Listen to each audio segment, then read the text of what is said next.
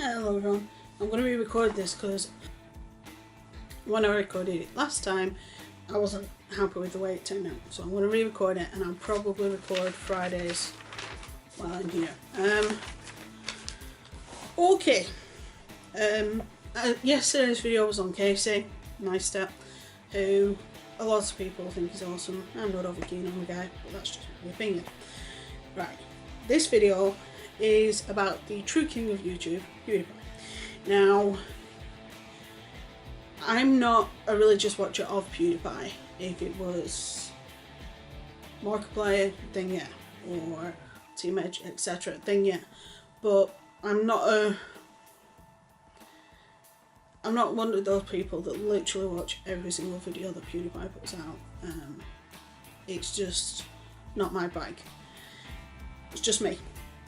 Right, so if you've been living under a rock or you're not huge on YouTube, then this lot will be completely new to you. But I think it's just over a week ago now, there was a huge backlash because during a live stream, while he was live streaming a game, he said the N-word. I'm not going to say it because it's one word I refuse to ever say.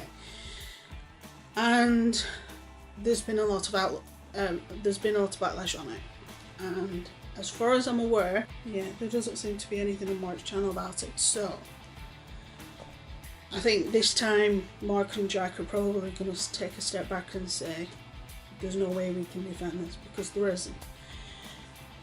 With the previous issue we had, which was the whole Hitler thing, there was actually a backstory to that.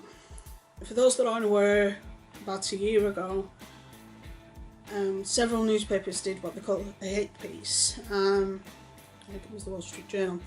They did a hit piece on Pewdiepie, and when they did the hit piece, they said that he was a Nazi sympathiser, that he had Nazi ideology, Nazi leanings, and that it's ridiculous that so many people watch him because he does have this whole thing going on. And he's like, you know, there's videos of him watching Hitler's speech wearing a Nazi uniform. There's another video where on Fiverr he paid two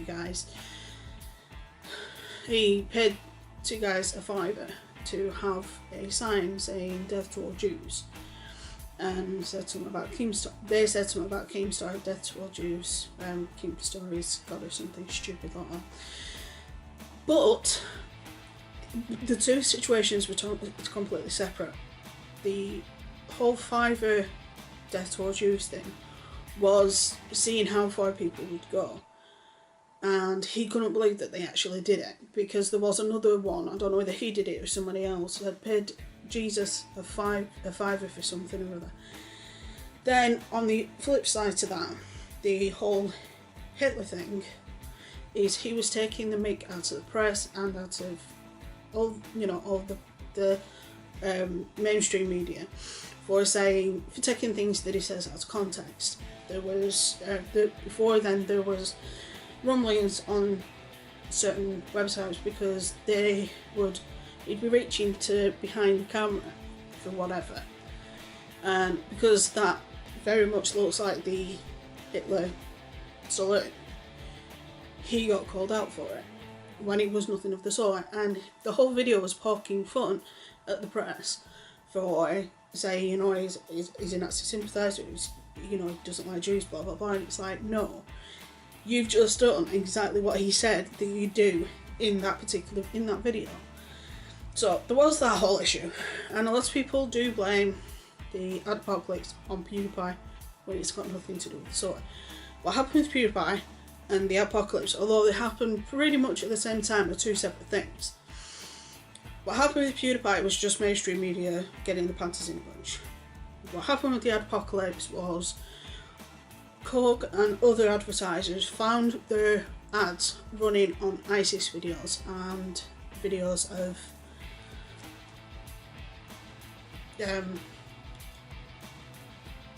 ISIS sympathisers and the like, and they didn't like that, and there were videos of them there were videos where the ads were on videos about guns and such, which a lot of brands don't like. And that was the cause of the apocalypse. And everybody's saying that PewDiePie is doing this whole N-word thing is going to cause an apocalypse part 2. No, it isn't. Nobody said that when Tanner said it. Nobody says that when iDub says it.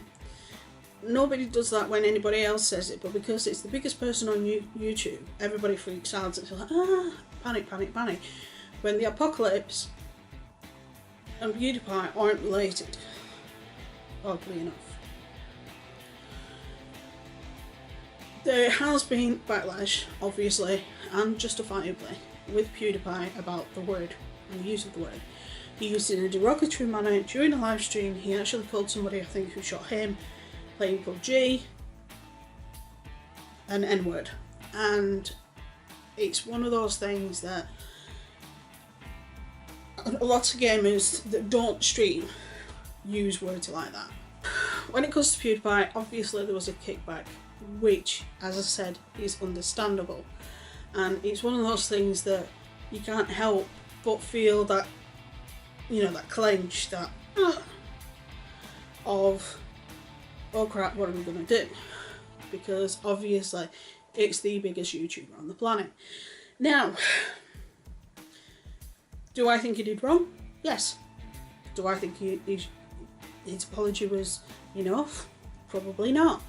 Do I think that part of the reason why he used the word is gaming culture? Yes.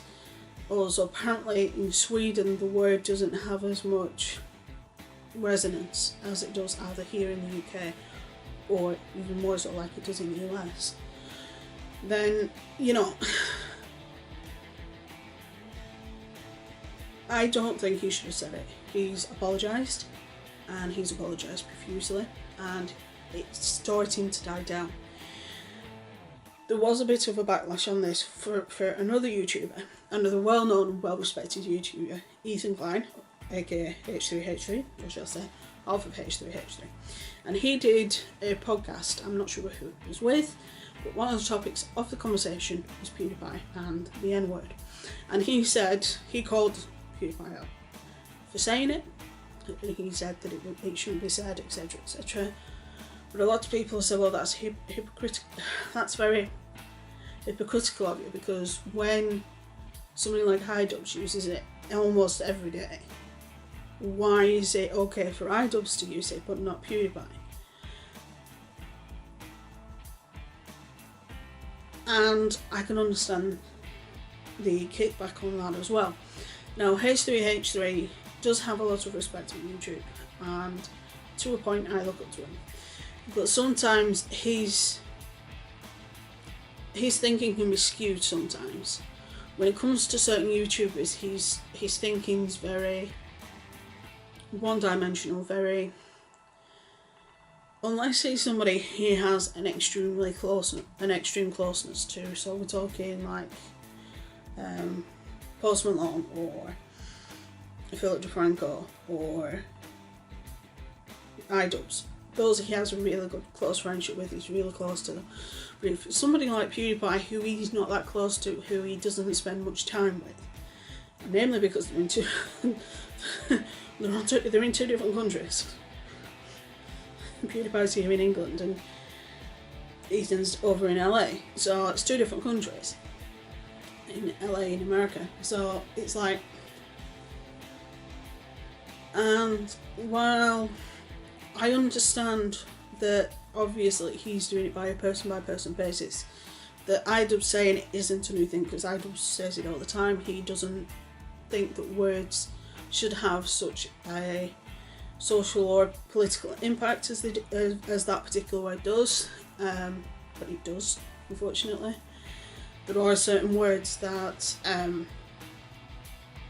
people of Middle Eastern descent or your classical Asians like Chinese, Japanese, there are words that affect those as well, and then there's the whole brown people that affects people of Spanish descent like myself, or Italian or Greek, because when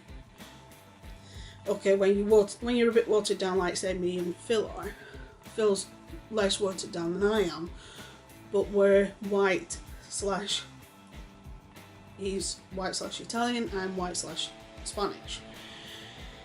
Whereas you have other people that are essentially completely Spanish, which are people like from Spain and South America.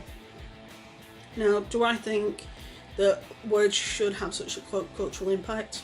No. Do I think that that word should ever be used in any way? No. I don't.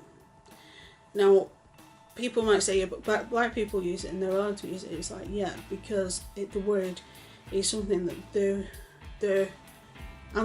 and their ancestors have been called for hundreds of years in the most derogatory means necessary. So some of them do call each other that to try and lessen the sting, particularly of like my generation and younger.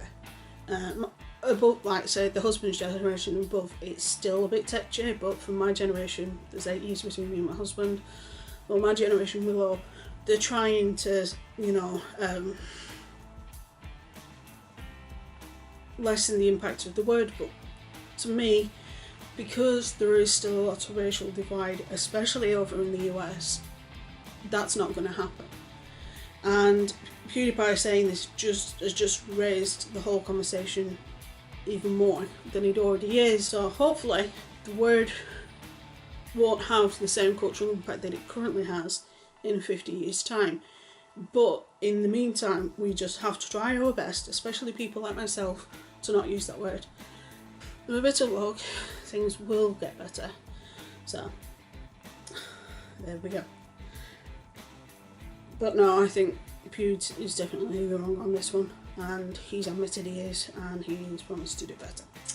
Let's just hold him to that, shall we? Right, with that being said, I'm gonna jump off and do Friday's video, as Friday night I am going to be in London. I've got my first book signing in London for this, and I'm excited but nervous. So I've just been into town today to get supplies for the train ride down, because it's 2.5 hours on the train down. So I'm nervous but I'm excited. So if you're anywhere near Clapham on Friday, let me know and I'll tell you where the signing is. But I'm excited. I am beyond excited. So stay safe, be good, have fun, and I will see you tomorrow.